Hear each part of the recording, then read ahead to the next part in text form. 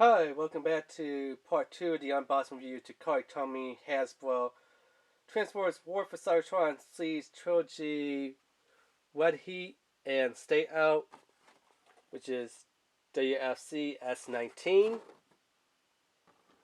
So it looks like we're going to be looking at Stakeout first. So let's get the camera too.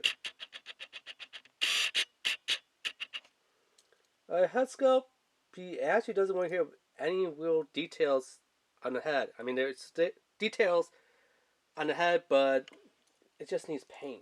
Paint would be great. So his arms can move up and there. He has molded in hands, as you can see there. They could go out to there and there. No, actually the head can turn a little bit side to side. Legs could go just far forward, this much back, side, in. And I just pulled his leg off. Because why not? Come on. Fiddly little ball joint there.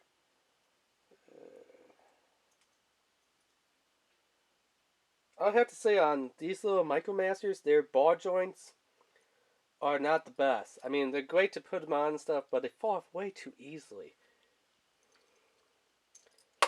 See what I mean?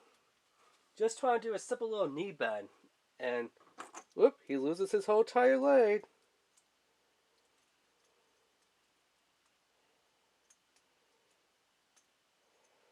So let's see if we can get